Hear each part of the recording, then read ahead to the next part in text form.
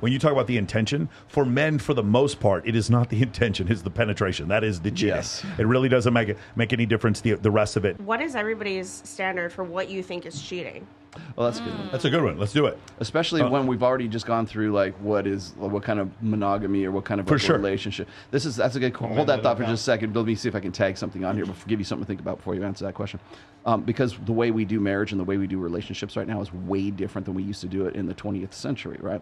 So what you're asking right here in a poly relationship, maybe even in your like we got two people in the industry today, with your situation, what would constitute cheating when you're already in an open relationship?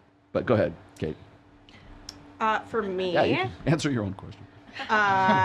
It really depends on the intention, I think.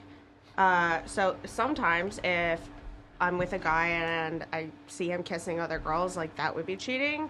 But it's really weird. What if he's really fucked up? Whatever. That doesn't change? Or it doesn't change whether or not he's cheating? Is it kissing, or like what if it's a hug that's held a beat longer? It's the intention for me, I think. Like it's so crazy. Wait, no, keep going. No, I agree with. I believe that you believe it's the intention. I just, for men, it is not the intention. I don't know. For the it's intention, just like you mentioned kissing a girl. What about if you hooked up with a guy, but the intention wasn't there? Like you gave a girl example. It's okay. So it's still cheating. Okay. So it's not cheating if it's with the girl. No, that's not what you're saying. For example, it depends. But it depends on the boundaries of the relationship. So she mentioned she said exactly. it was an intention. Then she gave the example of kissing a girl. So I'm asking, is it just girls? But I think the intention of a guy kissing a girl. Yeah. So what about a guy? Yeah. Yeah, a guy kissing a girl. Like if I'm in a relationship and I'm out and I'm like drunk with my girlfriends and I kiss one of my friends, like I wouldn't consider that cheating. Or even like just a little peck with like a friend, I would not consider that cheating. But what makes it I would say inappropriate to me would be if I have expressed that I don't want you to be doing that, and then you do it. Set boundaries. Yeah, exactly. Boundaries, wherever your boundaries lie. Break them. Yeah. Got it. Let's start over here. Kylie, what do you consider cheating?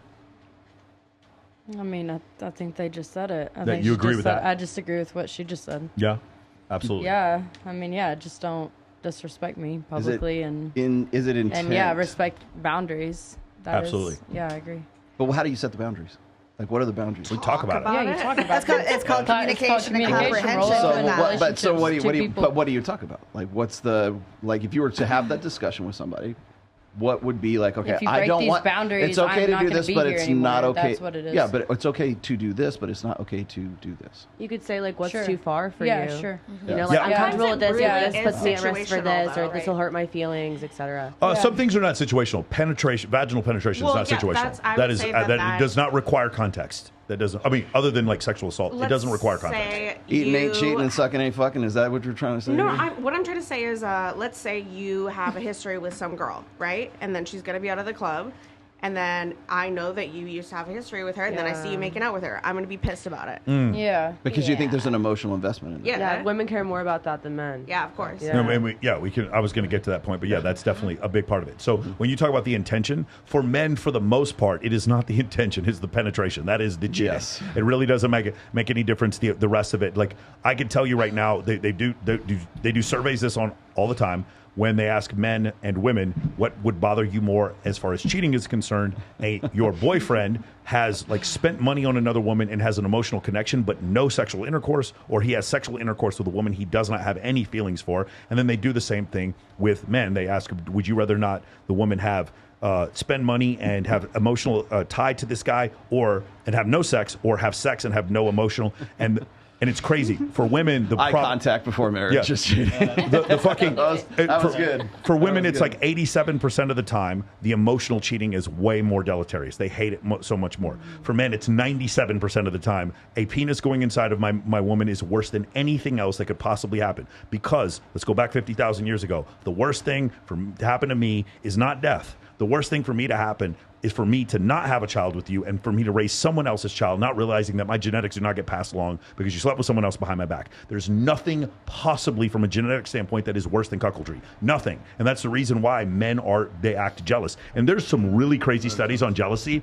Most of the time when men are jealous, do you want to know what the reality is? They're right. That's what ends up happening. Jealousy is an evolutionary adaptation. When you consistently suspect your girlfriend, you have this instinct of your girl cheating, it tends you tend to be correct. It's crazy. Now is it all the time? No, that's projection. No, but sometimes it is projection because they're doing it, but also a lot of times they are correct. I'm not. And by the way, the reason you're feeling it. I don't know one example of them being correct.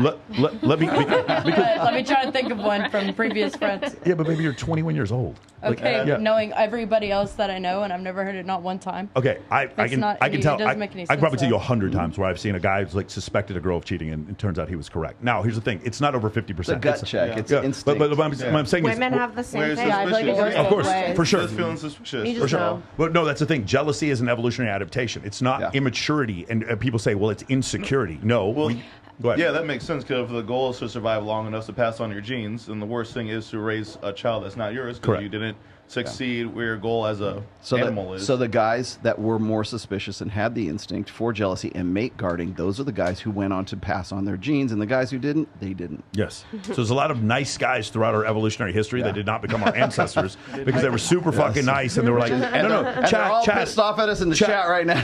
Chad, I'm going to go off hunting over here with Rolo, and you go ahead and watch my wife. Watch my wife while I'm gone. I trust you, Chad. Like those guys didn't pass on their genes. Brock, come over here.